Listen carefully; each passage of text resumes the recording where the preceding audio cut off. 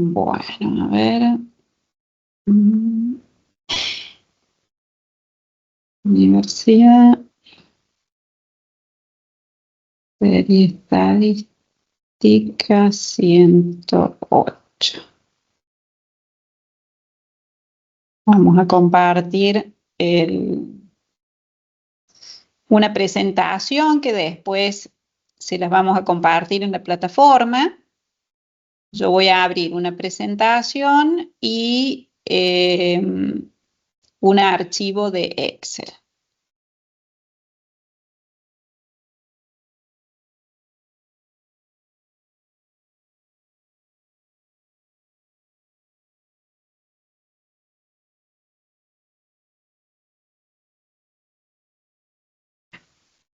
Tengo la computadora muy lerda.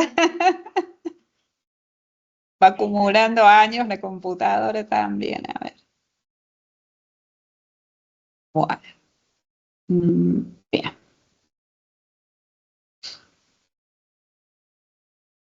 Ah, no, este no. Lo voy a abrir desde PowerPoint.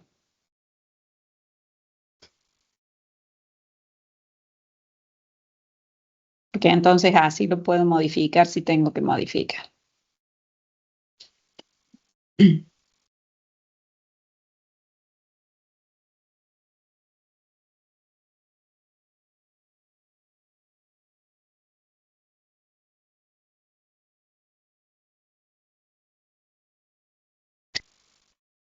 Bueno, y si no, desde ahí. Voy a trabajar desde ahí. Así puedo modificar si hay algún inconveniente. Bueno, vamos a comentar hoy o a hacer una pequeña introducción de lo que es el tema regresión lineal. Regresión lineal dentro de la estadística es una unidad, en este caso en nuestro programa, es la unidad número 9 junto con series, pero en realidad la regresión lineal en sí es toda una materia si uno la da en detalle y de manera completa. Entonces aclaro esto porque lo que vamos a ver en este curso es solamente una introducción para que se comprenda lo que es un análisis de regresión, cómo se hace, en qué consiste, cuáles son las partes, qué es una recta, una ecuación de regresión, el modelo, y algunos primeros cálculos.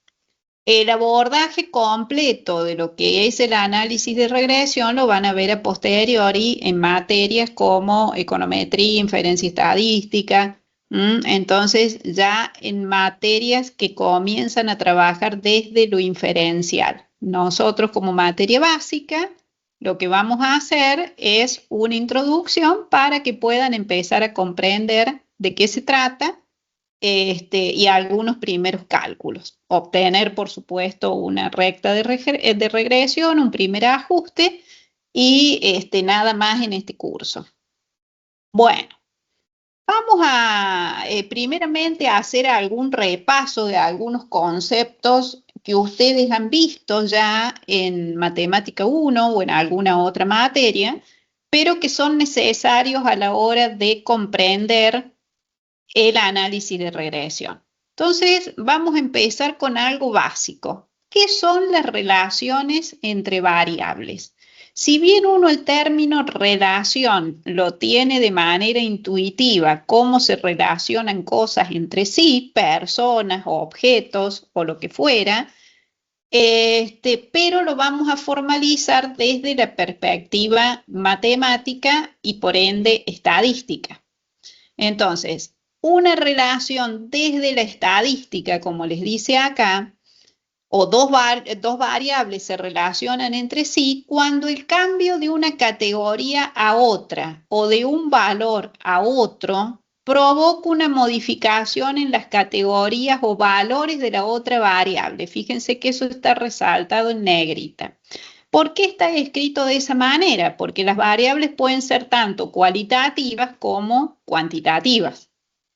Entonces, si son cualitativas, uno dice que dos variables se relacionan entre sí cuando el cambio de una categoría provoca una modificación en otra categoría.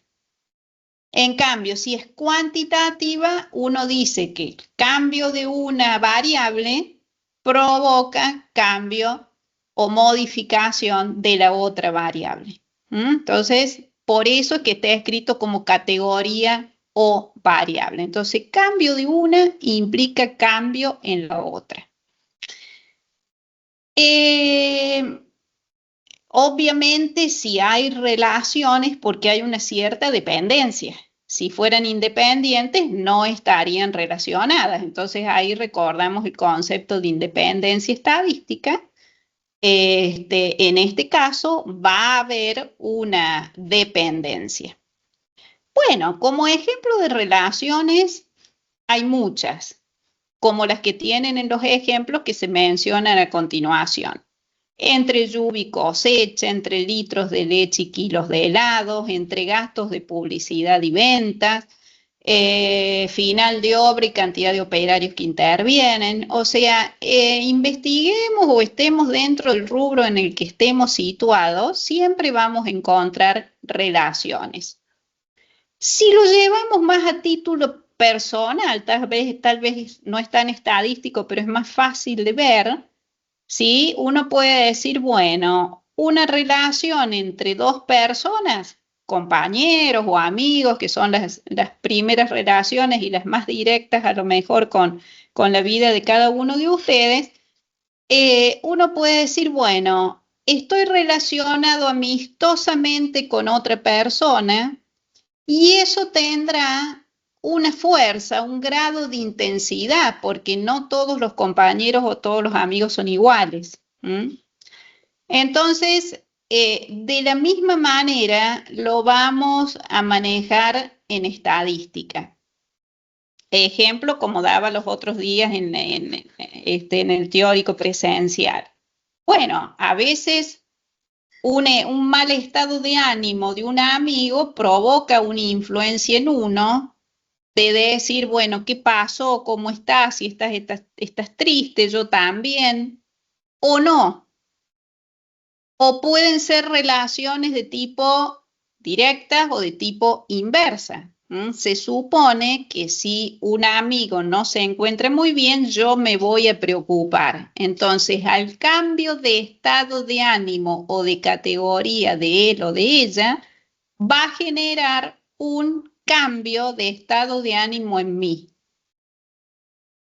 Y bueno, y si no estoy muy bien relacionado, y bueno, en una de esas diré no es para tanto, o bien sí, tenés razón, o bien, bueno, no lleguemos al punto en que a lo mejor uno se alegre de que le vaya mal, pero ahí estaríamos teniendo direcciones opuestas, ¿sí? Todo ese tipo de situaciones es el que vamos a analizar en las relaciones entre variables.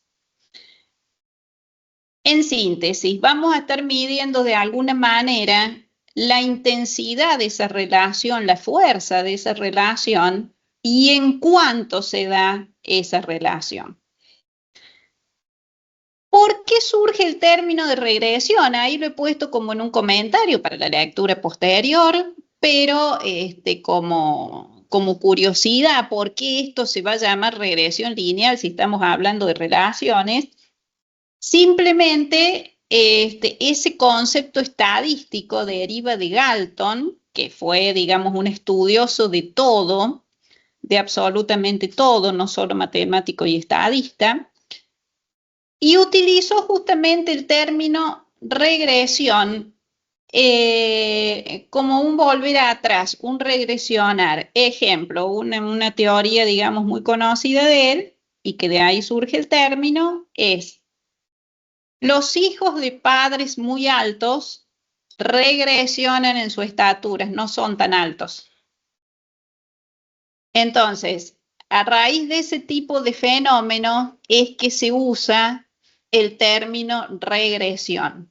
Genéticamente, en las herencias, el aporte que hacen los padres en sus hijos puede ser de un 50% y el de los abuelos en un cuarto. Entonces, ese tipo de regresiones es lo que hace que se acuñe el concepto de regresión. De ahí viene el concepto regresión.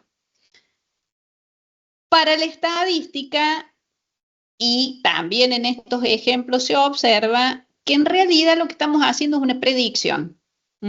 Estamos prediciendo que de padres muy altos no necesariamente va a haber hijos tan altos, por ejemplo. Entonces, estamos haciendo una predicción. Bien, vamos a ver qué otro concepto tenemos que recordar. O sea, de matemática 1 hemos estado recordando el concepto de relación. En particular, algunas relaciones veíamos en matemática, ¿qué son? ¿Se constituyen en qué? Algo que han visto siempre. Funciones. En funciones, muy bien. Las que cumplen determinadas características, ¿alguien se acuerda de esas características?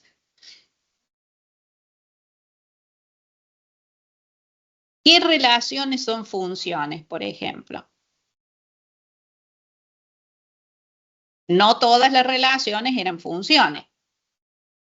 Teníamos que decir que todo el conjunto de partida o todo el dominio debía tener un correspondiente elemento en la imagen. O sea, tienen que salir flechitas de todos lados y llegar a algún lado. Pero ¿qué otra característica necesitábamos tener? Que para cada elemento del dominio existe un solo elemento del... Exacto, muy bien, perfecto. Que no haya dos elementos en la imagen para el mismo dominio. Que sea uno solo. Entonces, todos y uno solo. Que a todos les corresponda uno solo. Esos dos conceptos son los que están implícitos en el concepto de función. Dijimos relaciones, dijimos funciones.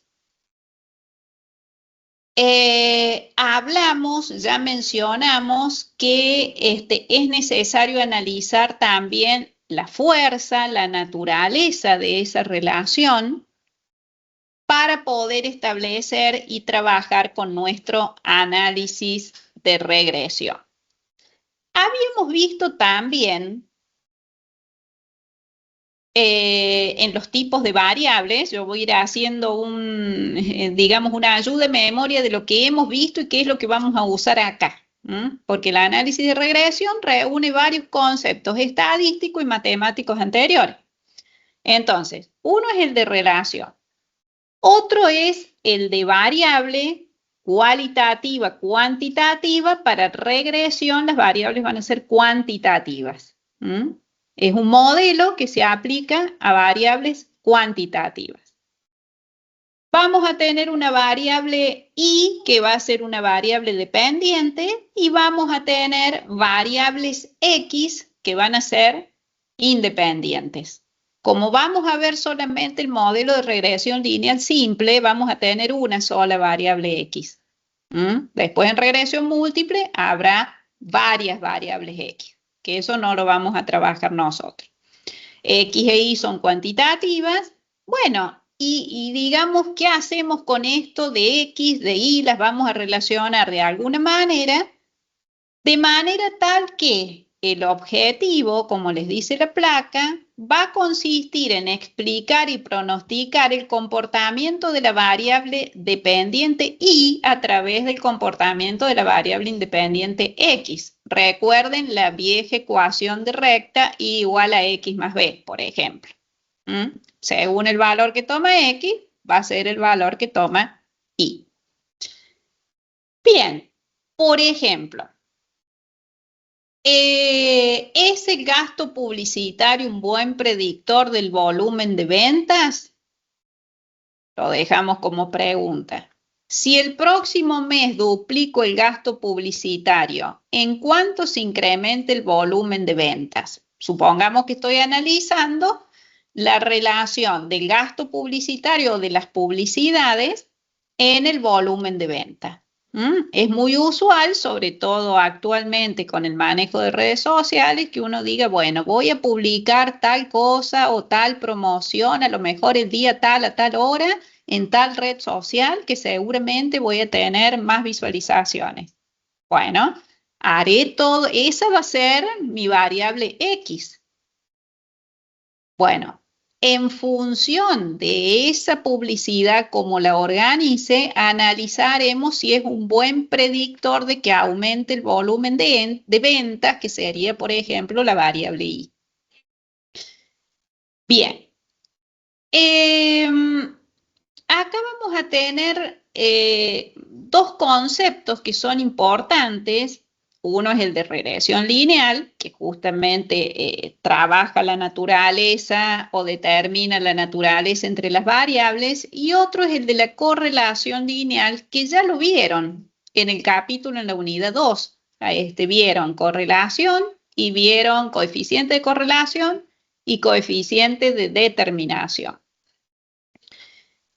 Con el de correlación, ¿qué veíamos? El grado de asociación entre variables. Acuérdense que teníamos la covarianza, la correlación y la determinación. La covarianza era importante ¿en qué sentido? ¿Qué información? De paso repasamos. Aprovecho el tema para ir repasando varias cosas. La covarianza, ¿qué medía? Medí el grado de variación conjunta, o sea, ahí nos importaba el signo en la covarianza. Lo más importante era el signo, si era positivo o si era negativo. No importaba tanto el valor como el signo. En cambio, en la correlación ya sí nos importa el valor para ver si están fuertemente relacionadas, débilmente relacionadas. Decíamos, si es una correlación positiva en 0,85 va a ser una buena relación directa. Al aumento de una aumenta la otra. Si es menos 0,2 es una relación inversa, pero donde no es interesante porque está muy próximo a cero. Bien, y en la determinación, como la palabra lo dice, ¿qué hacíamos con la determinación? O qué información nos agregaba el coeficiente de determinación. Si no, vamos al significado de la palabra determinación. ¿Qué determina?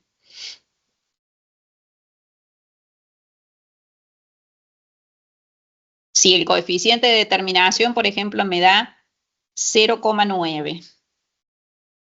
Bueno, me está diciendo que al variar una variable o la variabilidad de una, está dependiendo en un 90% de la variabilidad de la otra. ¿Sí? Está determinando en cuánto. Si bien el coeficiente de correlación me da un número, ese número yo lo leo en intensidad, en fuerza. En cambio, en el de determinación, yo ya puedo decir o puedo cuantificar en cuánto una está influyendo en la otra. En ese valor de la determinación. Bueno, eso como repaso y también lo vamos a utilizar en el análisis de regresión. Bueno, ya dijimos que hablábamos sobre regresión lineal simple.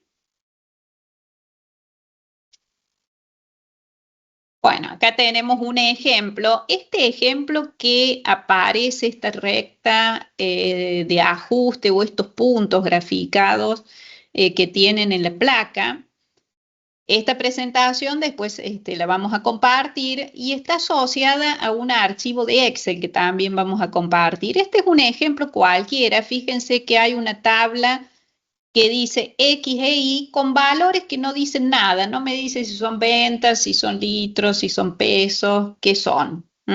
Está puesto intencionalmente así para que a cada uno le sirva como ejemplo de algo. Por ejemplo, X podría ser litros de leche y podría ser kilos de helado, por ejemplo. Entonces, para 66 litros de leche, a lo mejor estoy obteniendo 200, voy a subir porque me está tapando, 223 litros de helado en función a una ecuación de recta que vamos a determinar. El valor de Y y el valor de X. Me está faltando, por supuesto, los coeficientes, no están así como lo dije, pero son los valores de X y de Y para obtener o que van a intervenir en la ecuación de regresión. Entonces, fíjense, 66 para X está graficado, un 223 para Y. Solamente se ha graficado, se ha hecho un gráfico de líneas con esos valores y después he pedido la recta de ajuste. O sea que si nosotros vamos al Excel con estos valores, se ha hecho el gráfico correspondiente. Acá tengo uno donde los puntos están más cercanos porque el gráfico o la escala empieza en 0. Lo que he hecho en un segundo gráfico es una modificación de escala para que empiece en 60 y en 200, así los podemos ver un poco más, mejor distribuido. Y simplemente para llegar a esa recta de ajuste, le agregamos línea de tendencia. ¿Sí? Entonces ahí obtenemos una ecuación de recta que es la que vamos a aprender a calcular ahora. ¿De dónde sale esa ecuación de recta o esa línea de tendencia o recta de ajuste? Son distintos nombres para simbolizar lo mismo. Bien. Bueno, ya dijimos qué información proporciona R, qué información proporciona R cuadrado, que lo vimos en la unidad 2. Bueno, vamos a repasar otro concepto también, que es el de ecuación de la recta. También volviendo un poquito para atrás en matemática, tenemos la ecuación de la recta con sus partes, como se ve en la placa. ¿Cuál es la variable dependiente? Y ¿cuál es la variable independiente? X. ¿Cuál es la pendiente de la recta? B en este caso, no hemos puesto AX más B, sino hemos puesto BX más A o A más BX. Es lo mismo. Y la, bueno, ordenada al origen, que sería, ahí dice variable ordenada Y, o era lo que llamábamos nuestra ordenada al origen, ¿no es cierto? Entonces, variable independiente, dependiente, la pendiente y la ordenada al origen. ¿Qué hacíamos con la ecuación de la recta? Solo a nivel de recordar, si teníamos dos puntos ya podíamos trazar una recta. ¿Qué información nos daba el A en la ecuación de la recta? Por ejemplo, ¿qué información nos daba el A y qué información nos daba el B? El A nos daba el corte con el eje Y. Exacto, el corte con el eje Y, esa era la función de la ordenada al origen. Bueno, ¿y qué otra situación teníamos? El A, en este caso, que acompaña a la X, ¿qué hacía? Perdón, el B que acompaña a la X, que me había puesto a buscar la pendiente. La pendiente. ¿Cómo es? La pendiente. La pendiente. Bueno, ¿y qué información nos daba el pendiente? Si era positiva, iba hacia arriba. Exacto. exacto, justamente la inclinación de la recta. Bien, bueno, ahí tenemos para recordar cómo obteníamos las pendientes de una recta, pero no hace falta que nos pongamos en eso. Simplemente porque recordamos la ecuación de la recta, porque la vamos a trabajar y porque la recta de regresión ya no va a pasar solamente por 2 puntos como la vemos acá en la placa, sino que va a pasar por una nube de puntos. Entonces, fíjense que la ecuación de la recta que tenemos dibujada en esta placa pasa por 2 puntos, mínimamente. ¿Sí? Ahora, si vemos la recta de regresión, recta de ajuste, línea de tendencia o como se llame, que es esta punteada, pasa por una nube de puntos. Y fíjense que prácticamente no está tocando a ninguno. Entonces, para que se vea que conceptualmente, si bien es una recta, pero va a trabajar de otra manera. Se va a mover entre una nube de puntos. En el otro caso, la ecuación de la recta que veíamos en matemática, esa recta pasaba por 2 puntos. Bien. Bueno. Hasta acá, justamente, ¿qué hemos visto o qué tenemos que tener en cuenta? Esa relación entre dos variables, covarianza, coeficiente de correlación, de determinación y ecuación de la recta que pasa por 2 puntos, distinguiendo lo que es pendiente y ordenada al origen. Desde acá, ¿qué concepto vamos a trabajar? Relaciones lineales entre las variables y la mejor recta que podamos obtener en la nube de puntos. ¿Por qué? Porque, vuelvo al Excel, si bien la recta de ajuste óptima, porque Excel ya la tiene incorporada, es esta, yo podría haber trazado, lo voy a hacer, digamos, a mano nomás, pero podría haber trazado muchas otras rectas. Por ejemplo, esa podría haber trazado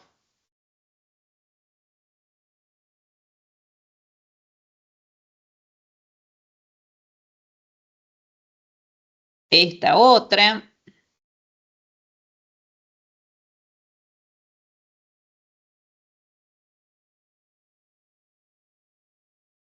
Es como que elegí un punto. Bueno, lo hice un poco corrido porque en realidad ese punto que vamos a tener en cuenta, fíjense que todas se están cortando en un punto y bueno, ese punto de corte va a terminar siendo el promedio, el valor promedio de los X, que ahora vamos a ver cómo se calculan. Pero de todas estas rectas e infinitas rectas, Excel eligió una sola, que es la recta punteada. Esa es la recta de regresión en la cual nosotros vamos a enfocar nuestro análisis. Nos vamos a quedar con esa. Bien. Bueno, vamos a ver ahora entonces cómo definimos el modelo de regresión. Pero antes de eso vamos a recordar un poquito qué es un modelo matemático. A ver qué les parece que puede ser y si no lo sabemos, qué idea podemos tener de qué es un modelo matemático.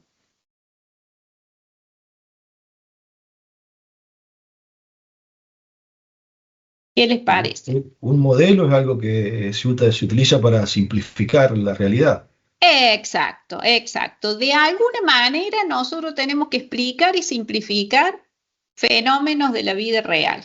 Bueno, el modelo matemático justamente lo que hace es eso, es una descripción simplificada de la realidad, de situaciones reales. Ahora, para eso utiliza un lenguaje matemático. usa un lenguaje matemático y se nutre, digamos, o combina en ese lenguaje matemático variables, relaciones, por eso hemos visto estos conceptos anteriormente. Hay distintos modelos en la vida cotidiana que nosotros usamos a diario, a lo mejor sin darnos cuenta, modelos predictivos.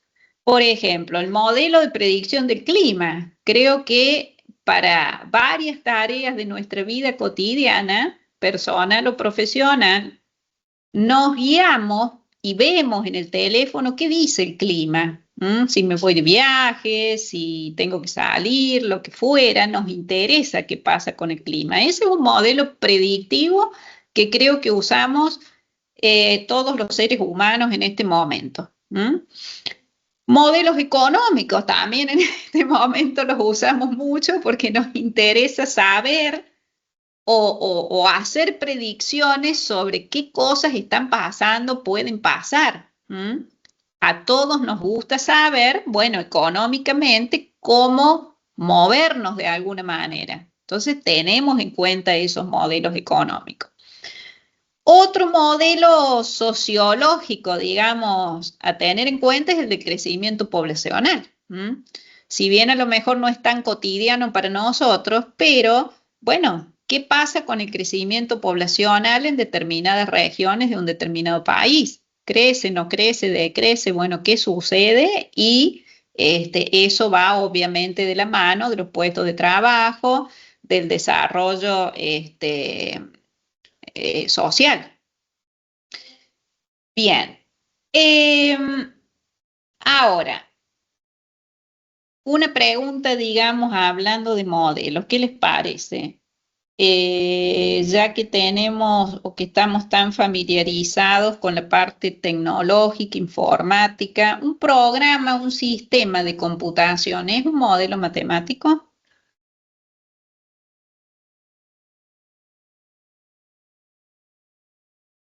¿Qué les parece?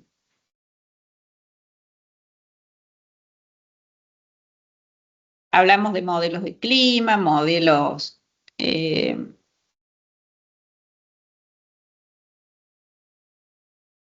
de crecimiento poblacional.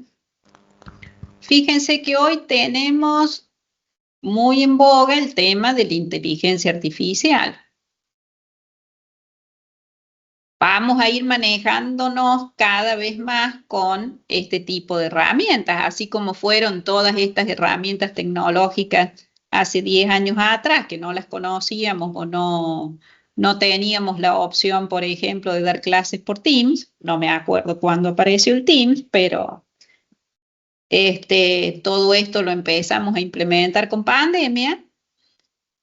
Bueno, ahora la inteligencia artificial también está interviniendo en las clases, está interviniendo de alguna manera y tenemos que buscarle la optimización para que sea una herramienta amiga y una herramienta productiva. Ahora, en función a esto, se me ocurre preguntar, ¿es un programa de computación un modelo matemático? Creo que en sí mismo no es un modelo matemático Bien, propio, sino que bien. puede utilizar modelos matemáticos. Exactamente, exactamente. En sí mismo no es un modelo matemático, justamente en sí mismo es una simulación de un modelo matemático. Entonces, ahí lo traigo, digamos, a este ejemplo para que no se genere confusión, ya que abordamos el concepto de modelo matemático.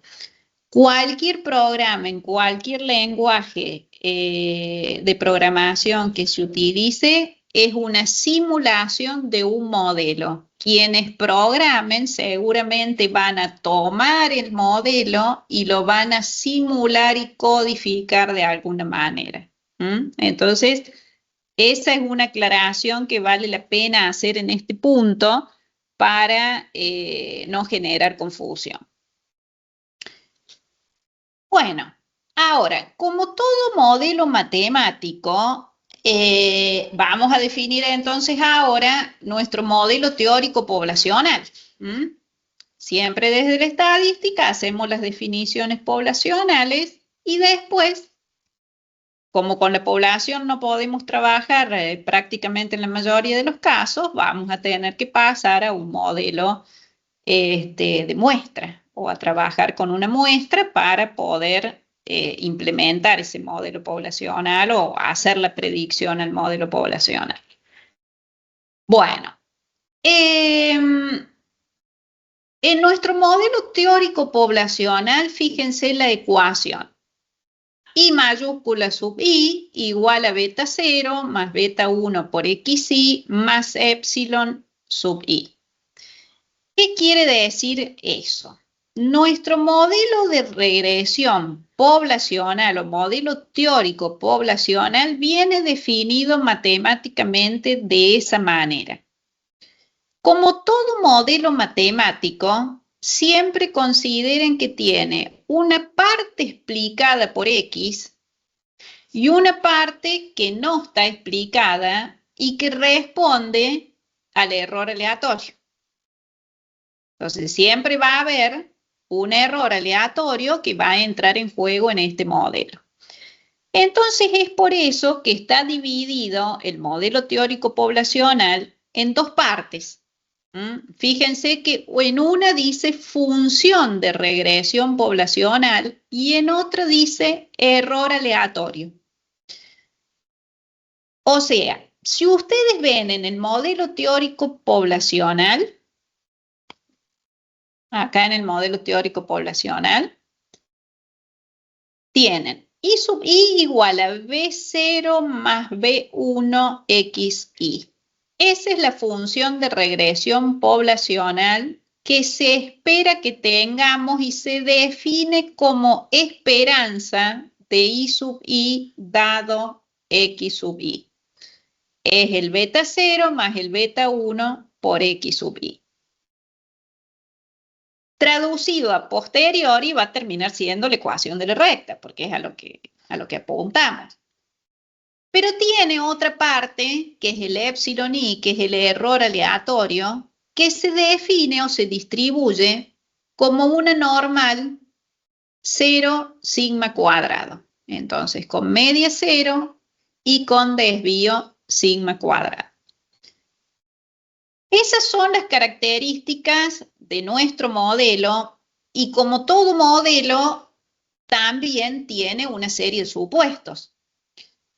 Los supuestos los tienen en el teórico, a lo mejor en alguna hoja más adelante yo los he traído a este punto, pero están descritos, no es que me esté salteando nada, sino que he cambiado a lo mejor ahí un poquito el orden.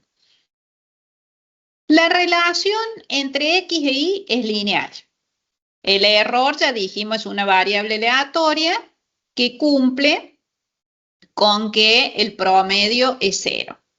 O sea, media 0, desvío sigma cuadrado. La varianza es constante. A eso se le llama homocedasticidad. Y los errores son independientes entre sí. Quiere decir que los errores de una observación no dependen de la observación anterior. La variable X es fija, no aleatoria y es independiente de los errores. Entonces, nuestro modelo está definido de esa manera, matemáticamente. ¿Qué es lo que nosotros tenemos que hacer con este modelo? Vamos a tener que estimar los parámetros beta 0 y beta 1.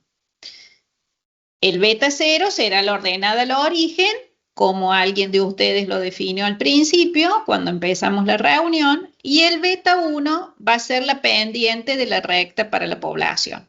Entonces, nuestro objetivo ahora, ya que sabemos cuál es el modelo matemático que se define de esa manera, una función de regresión poblacional y un error, un término de error, va a ser encontrar el beta 0 y el beta 1. Bien.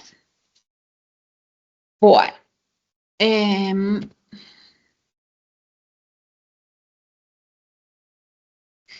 Justamente como estamos hablando de regresión poblacional siempre en los modelos, se hace una definición teórica. Ahora tenemos que bajar esta teoría a la práctica y al uso de una muestra. Entonces, esa función poblacional, al tomar una muestra, se va a convertir en la función de regresión muestral. Entonces, fíjense que partimos de modelo matemático poblacional, función de regresión poblacional a la partecita que está explicada por X. Y ahora, al tomar una muestra, pasamos a función de regresión muestral. O bien, ya como estamos en un plano muestral, podemos hablar de ecuación de regresión.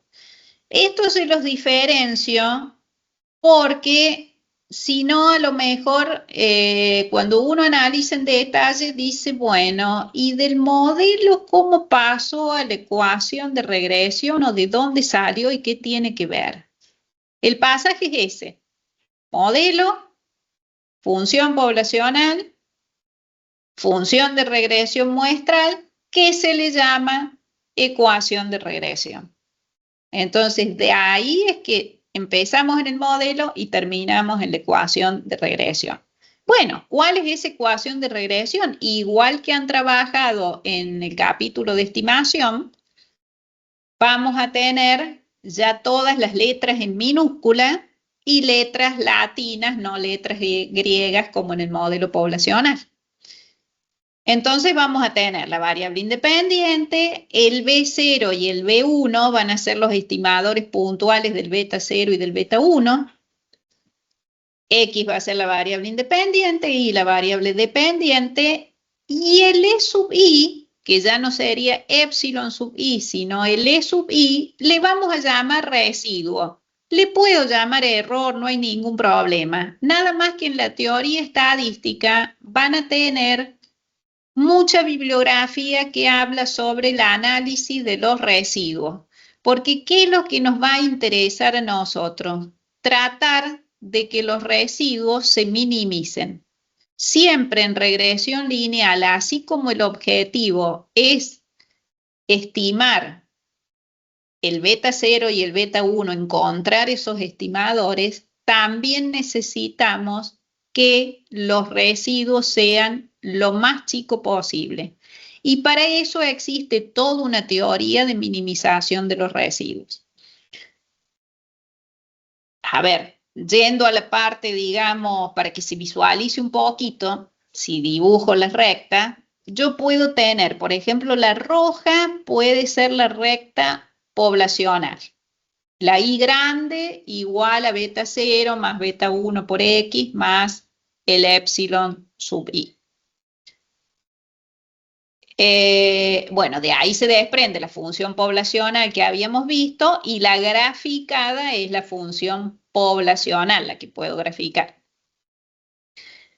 La punteada sería la ecuación de regresión.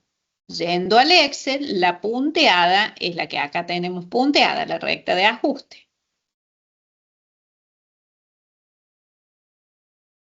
Bien, ¿qué son los epsilon y qué son los E? Bueno, fíjense, lo vamos a medir en términos de distancia. Vamos a tomar un punto cualquiera de la nube. Ven, por ejemplo, acá tenemos un epsilon sub 1, un epsilon sub 2, que ¿qué es lo que es? La distancia entre un punto cualquiera, por ejemplo, ese puntito, que está cerca de epsilon sub 1, y la recta poblacional. Ese es el epsilon sub 1. ¿Por qué a la recta roja? ¿Por qué distancia a la recta roja? Porque la recta roja es la poblacional. El E minúscula sub 1, ¿qué va a ser? La distancia de ese mismo punto a la recta punteada. ¿Cuál es la recta punteada? La recta de regresión muestral, que es una recta estimada, por eso también la podemos mencionar con el I sub I, con el copetito, sombrero, o no sé cómo le han llamado. Acento, sombrero. Acento, sombrero, como le quieran llamar. Bueno, Fíjense entonces que la distancia del punto a la recta roja y del mismo punto a la recta punteada son distintas. Hay una diferencia visual que se nota, en más o en menos, no importa. En el caso del otro punto, lo he tomado para abajo, así vemos que las distancias también pueden tomarse de manera negativa. El epsilon sub 2 es la misma distancia a la recta roja y el E sub 2 es la distancia a la recta punteada. ¿Qué es lo que voy a tratar de hacer? Que esos errores sean lo más chiquito posible. La teoría de minimización de los errores consiste en esto. Por ejemplo, esta distancia,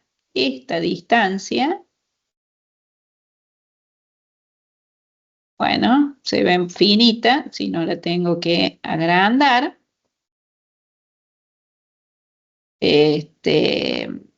Vamos a ponerle un poco más de grosor para que se vea. Bueno, esa distancia y esta otra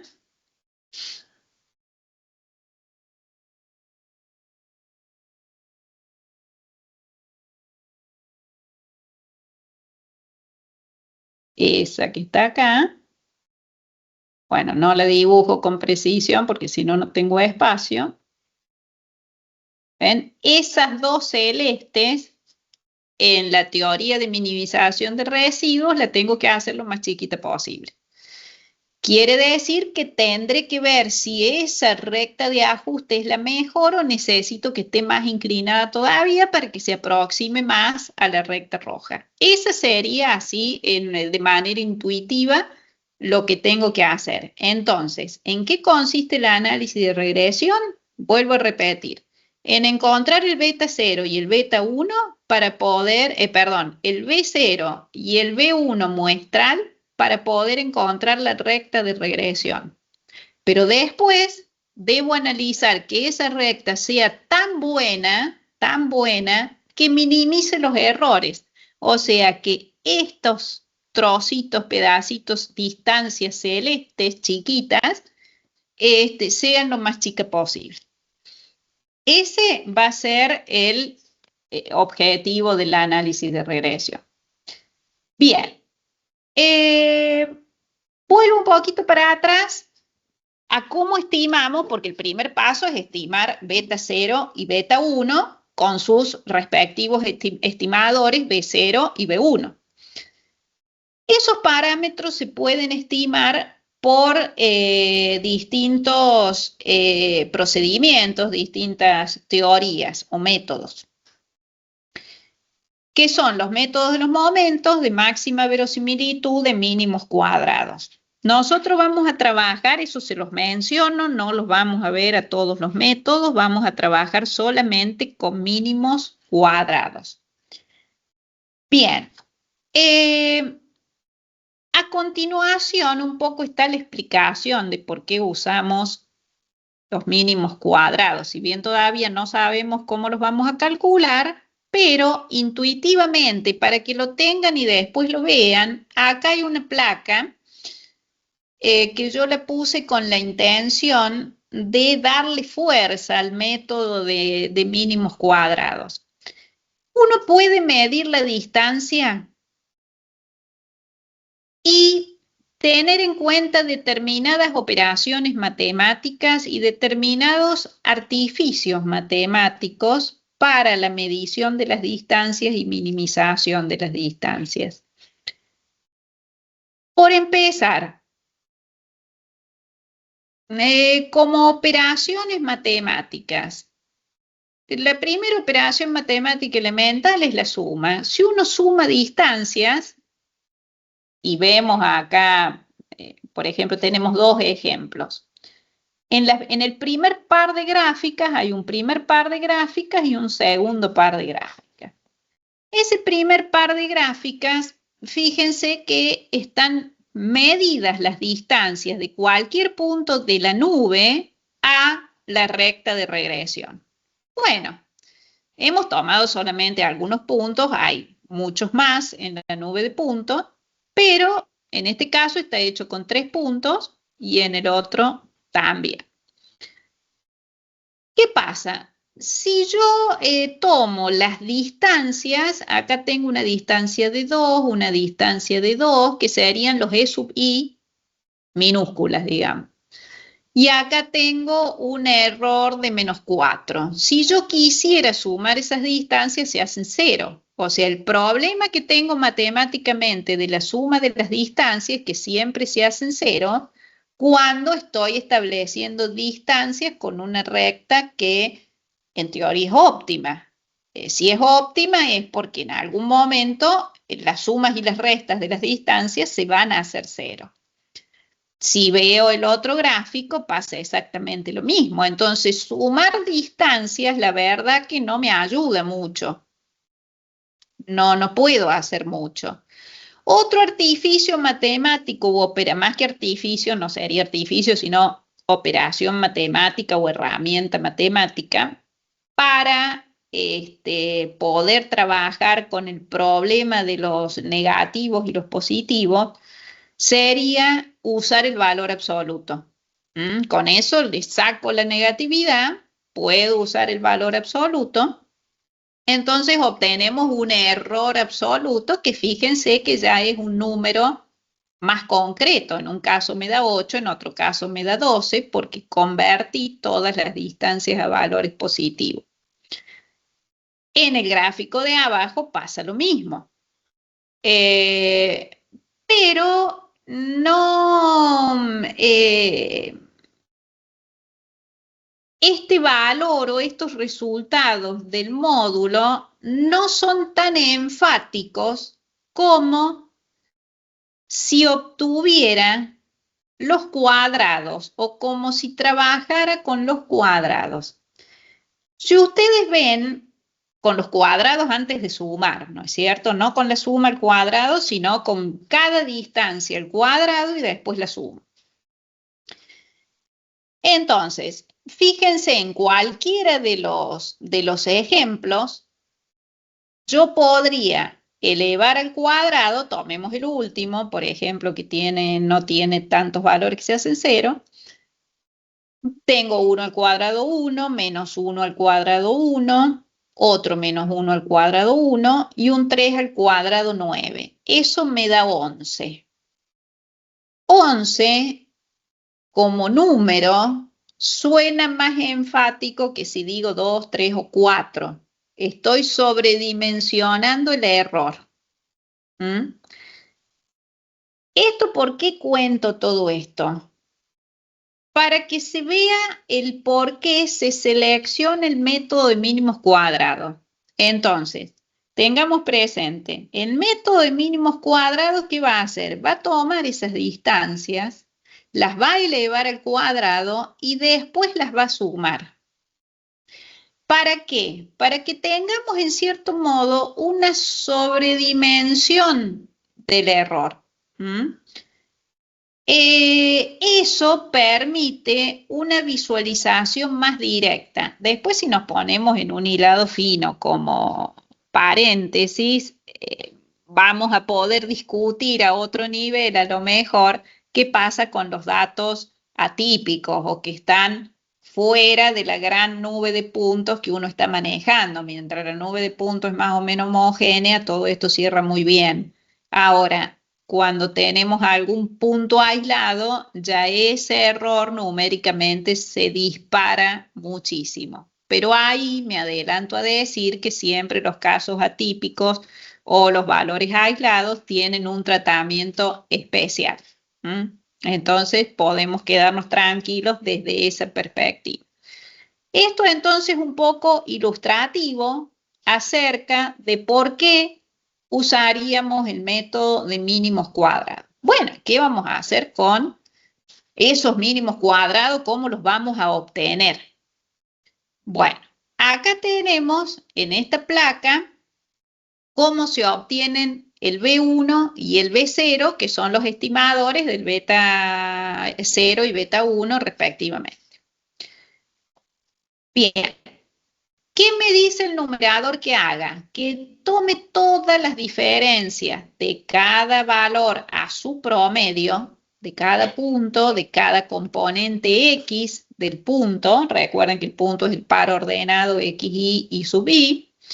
Entonces vamos a tomar el componente X y le vamos a restar su promedio. Lo mismo vamos a hacer con el Y y lo vamos a dividir por la sumatoria de los XY menos X barra al cuadrado. Al igual que hacíamos en la ecuación de la recta, acuérdense que primero sabíamos obtener la pendiente y después reemplazábamos y obteníamos el valor del ordenado al origen o al revés, según cuáles fueran los datos que tuviéramos en nuestro enunciado. ¿Qué quiero decir? Que obteníamos uno de los estimadores y después con ese calculado ya podíamos obtener el otro. En este caso lo vamos a hacer con B1 y como consecuencia, ya obteniendo el B1, vamos a obtener a posteriori el B0 como simple reemplazo en la ecuación de regresión. Bueno, acá yo he puesto directamente los valores resultantes de hacer esta operatoria, pero ¿cómo se hace esa operatoria? Esa la he resuelto en la planilla de Excel, que también les voy a adjuntar. Y acá hay una serie de columnas que algunas las estamos usando ahora y otras las usamos en los cálculos posteriores. Dijimos, la formulita nos decía XY menos X barra. La otra parte, el segundo componente del producto, dice Y sub Y menos Y barra. Quiere decir que por empezar tengo que calcular el promedio de las X y el promedio de las Y. ¿Sí? Entonces, promedio para Y, 266. Promedio para X, 80. ¿Qué es lo que hago? Aplico la función promedio o calculo el promedio como cada uno lo sepa calcular. Eso es Bien. como la varianza, profe. Exacto, exacto. Porque justamente la teoría habla de las variabilidades. Entonces, ¿qué es lo que vamos a hacer primero? Dijimos, XY menos X barra. Bueno, el XY que va a ser 66 menos 80, voy a tener menos 14. Fíjense que acá está hecha la diferencia de cada XY con su promedio. En la otra columna, ¿qué es lo que se ha realizado? Esa diferencia anterior elevada al cuadrado. ¿Sí? El menos 14 al cuadrado me va a dar 196, lo mismo con los otros valores. Lo mismo hago Y sub Y menos Y barra. 223 menos 266 me va a dar el menos 43 al cuadrado, la siguiente columna.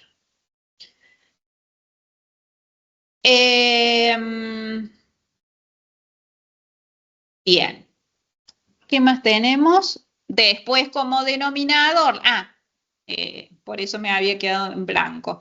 ¿Qué hacemos a continuación? Me estaban faltando las sumatorias de XY menos X barra al cuadrado y sub Y menos Y barra. Esta no la necesito ahora. Ahora necesito XY menos X barra al cuadrado. Este es un auxiliar que lo hacemos porque lo vamos a usar después. Ahora en el numerador necesitamos el XY menos X barra, el Y sub Y menos Y sub barra en producto y por eso le he colocado el mismo color a este sumatorio y a este sumatorio, porque uno es el numerador y otro el denominador. Entonces, ¿qué voy a terminar haciendo? El 1116 dividido 414, fíjense que me da el 2,69 o 2,7 si vamos a redondear. De una manera sencilla, los cálculos, fíjense que son elementales porque son productos, son restas, son productos y son cuadrados. Entonces, sumo cuadrados. Eso es lo que hace el método de mínimos cuadrados. Ese cociente me va a dar 2,7.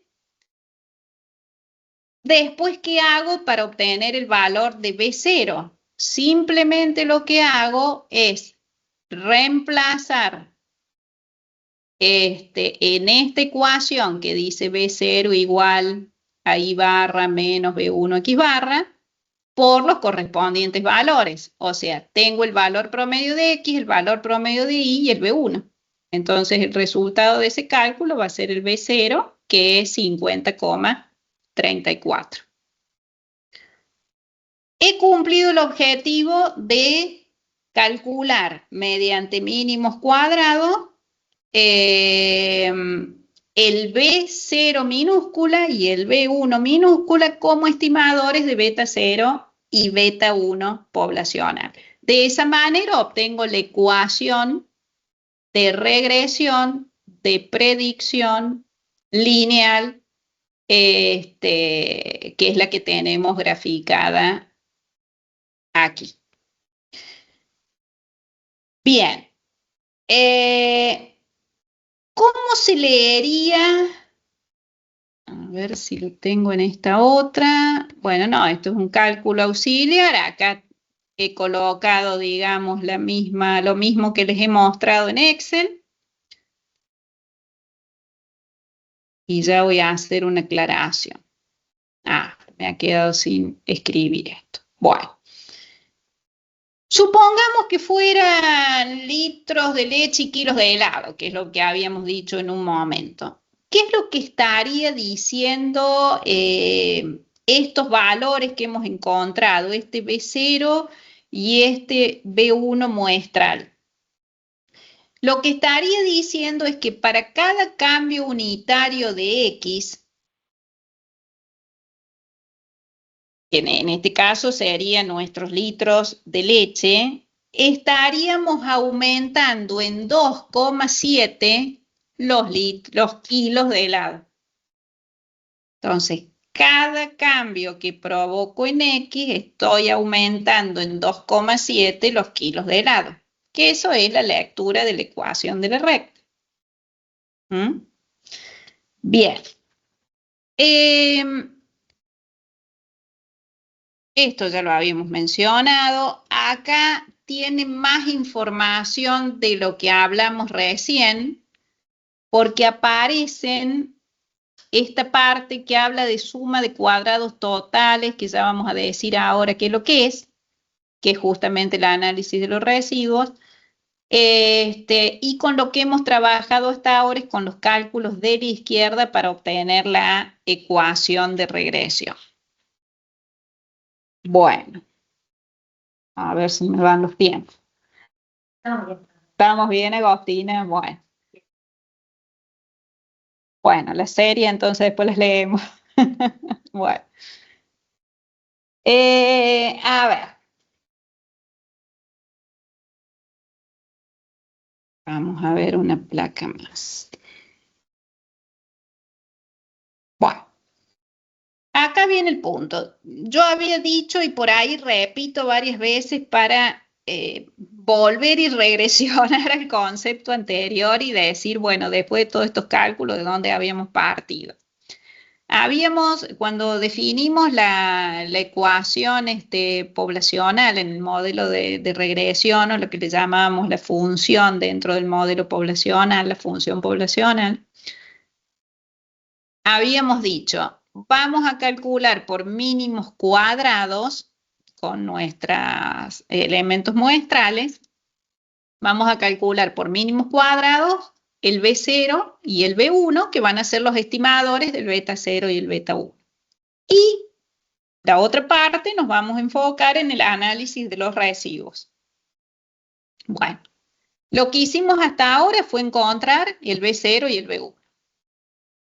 ¿Qué es lo que vamos a hacer de ahora en adelante? Bueno, vamos a ver cómo se analizan los residuos. Lo vamos a hacer de una manera muy sencilla. ¿Qué información nos aportan esos residuos siempre teniendo en cuenta el método de mínimos cuadrados? Recordamos que habíamos visto en la gráfica en esta gráfica que yo había agregado estas líneas chiquitas celestes diciendo lo que vamos a tratar de hacer es que esas distancias sean lo más chiquitas posible. Eso es lo que hace el análisis de residuos. O sea, este formulario es para trabajar esas distancias que marqué en esa placa anterior. Bueno, por el método de mínimos cuadrados, ¿qué se hace con los residuos? Bien, como dice acá en negrita, una vez calculada la recta de regresión, vamos a medir el grado en que los datos muestrales se dispersan alrededor de la recta de regresión. De esa manera surge el error estándar de la estimación. Bien, entonces, la suma de cuadrado de residuos o el error se define, o la suma de cuadrado total, es más fácil a lo mejor verlo así, se define como la suma de cuadrados de la regresión más la suma de cuadrados del error. Así como en un momento definimos en el modelo una parte explicada y la otra no, ¿ven? La función de regresión poblacional y después la parte no explicada del error aleatorio. Siguiendo la misma lógica, vamos a definir, si bien ahora estamos en la parte residual, ¿no? Vamos a definir, pero haciendo una analogía, vamos a definir la suma de cuadrados totales como la suma de cuadrados de la regresión más la suma de los cuadrados del error. ¿Cómo se define? Con la formulita que tienen aquí a continuación. La suma de cuadrados totales como la sumatoria de los I sub I menos el I sub barra, siempre al cuadrado. La suma de los cuadrados de la regresión más la suma de cuadrados del error. Bueno, ese cálculo es el que yo he hecho en Excel en amarillo. Lo he diferenciado como para que esa parte sea la que corresponde a los errores. Entonces, si bien en la otra parte estábamos trabajando con las diferencias de las X, ahora vamos a estar trabajando con las diferencias de las Y. Realizando las diferencias, elevándolas al cuadrado, siguiendo la misma metodología, vamos a obtener, y las sumatorias correspondientes, el valor R cuadrado o suma de cuadrados totales, que es la suma de cuadrados de la regresión, perdón, vamos a definir el R cuadrado, que es el coeficiente de determinación, como la suma de cuadrados de la regresión sobre la suma de cuadrados totales. Realizando el cociente correspondiente nos da un 0,97.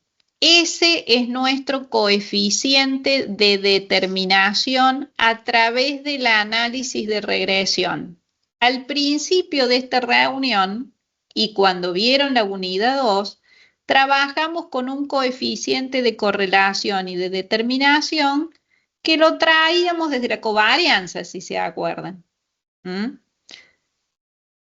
Y lo definíamos de esa manera. Ahora hemos hecho un camino diferente. Hemos trabajado con una nube de puntos, hemos llegado a una ecuación de regresión, hemos estimado el beta 0 y el beta 1 a través de sus estimadores B0 y B1, y con el análisis residual obtenemos el coeficiente de determinación, que significan lo mismo. Justamente en cuánto está influyendo o qué peso tiene una variable en el movimiento de la otra, el movimiento de una en cuánto influye en el movimiento de la otra, en este caso un 0,97. Entonces, ¿qué quiero decir? Que por análisis de regresión primero caemos en el coeficiente de determinación. ¿Por qué? Porque estamos en el plano de los cuadrados. Y el coeficiente de determinación es un valor elevado al cuadrado. Después le tomamos la raíz cuadrada y caemos en el de correlación. Entonces, el método de mínimos cuadrados nos llevó a trabajar en cuadrados. Al trabajar en cuadrados, primero llegamos al coeficiente de determinación. Al tomar la raíz cuadrada, vamos a llegar al de correlación. Entonces, el encuentro de los coeficientes por la regresión lineal lo obtenemos en distinto orden a que cuando trabajamos con una muestra y obtenemos su covarianza. La modelización nos lleva a un camino diferente. Bien.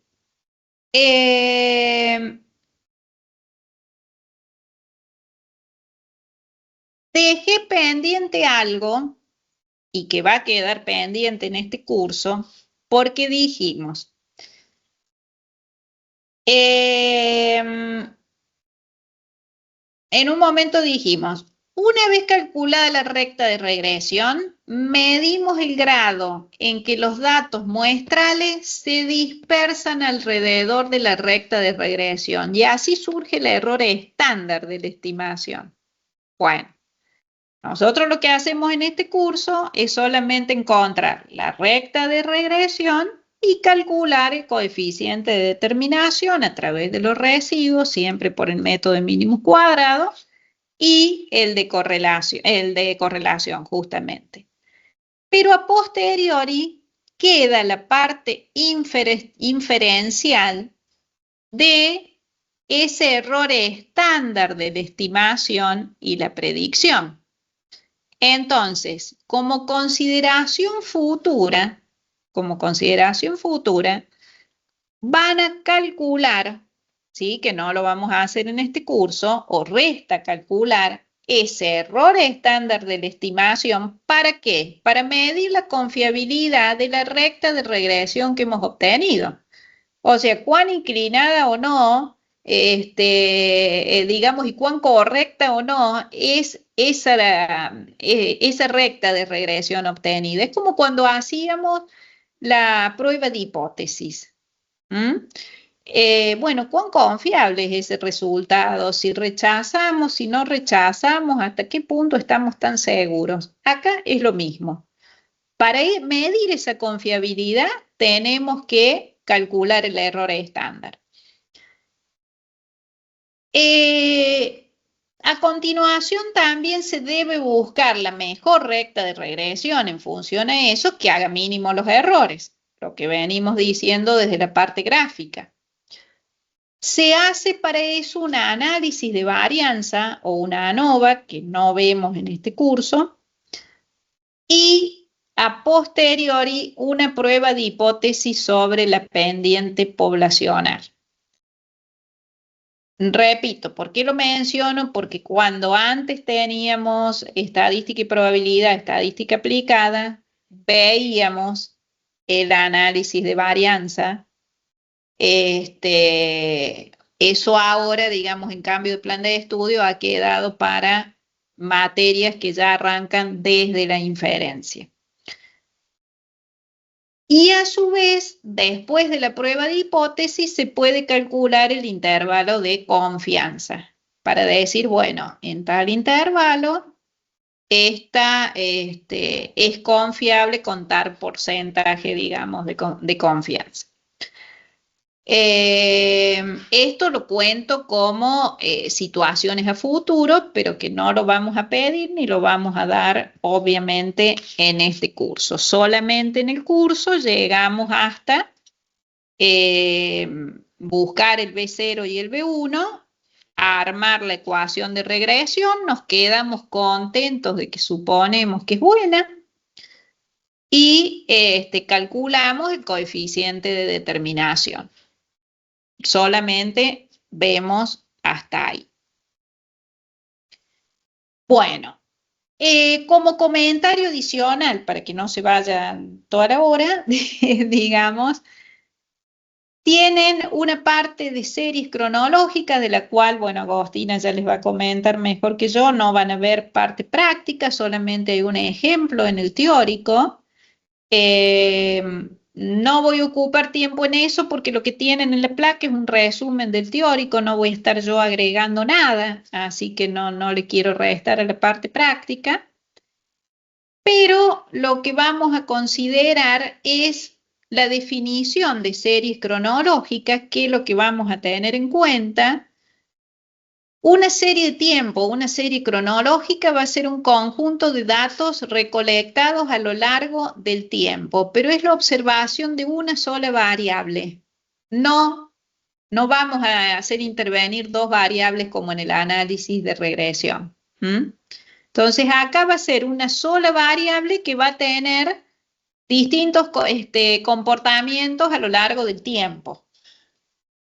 ¿Cuál es ese tiempo? Ese tiempo no necesariamente es un año cronológico, puede ser a lo mejor un día, una semana, meses, trimestres.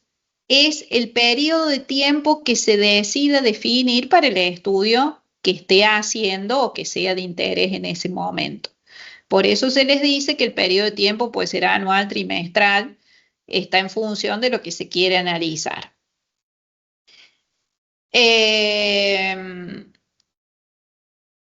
Siempre tanto el modelo de regresión lineal como las series nos incitan o existen para poder pronosticar, predecir algo futuro. Una primera predicción, un primer pronóstico intuitivo, que no necesariamente es el mejor, pero si yo quiero pronosticar algo, lo primero que puedo hacer es decir, bueno, el periodo siguiente o el pronóstico, el primer pronóstico que voy a hacer es decir, bueno, que lo que sigue puede ser igual a lo anterior. Y de ahí decir que, bueno, una proyección intuitiva es decir que el valor del periodo que se pronostica puede ser el mismo del periodo más reciente. Bueno, eso no es un pronóstico demasiado interesante, pero es un primer pronóstico intuitivo. Después, dentro de la serie tienen 4 componentes, que son la tendencia, la estacionalidad, el ciclo, las variaciones irregulares, y van a tener definidas en qué consiste cada uno de ellos y las diferencias. Yo diría que esto ya queda como material de lectura para que puedan ver ahora una parte práctica de la parte de regresión. No va a generar dificultad y bueno, ante cualquier duda, por supuesto, se realizan las consultas correspondientes. Así que bueno, los dejo ahora con Agostina para que vean la parte práctica. Bien, voy a dejar de compartir entonces. Profe, todo esto que vimos siempre sobre una sola muestra, ¿no es cierto? Sí, sobre una muestra y sobre una sola variable independiente. ¿Y la cantidad de elementos de la muestra influye? Ah, perdón, ¿estamos hablando de serie? No, de regresión, de regresión. Ah, bien, vamos para regresión. Sí. ¿Y estabas preguntando? Si la cantidad de elementos de la muestra influye, como veníamos viendo Sí, en temas es anteriores. uno de los principales. Siempre en estadística el tamaño de la muestra es fundamental. Cuando realizo alguna prueba estadística, ya sea de regresión, ya sea de prueba de hipótesis, de estimación, y tengo valores que puedo determinar incoherentes, siempre que tenga la posibilidad de aumentar el tamaño de la muestra, debo hacerlo. Pero a veces no siempre es posible. Bueno, gracias, profe. No, de nada. Bueno, y ahora como comparo. Yo comparto tu saco, ¿no? Ah, bueno, a ver. A ver.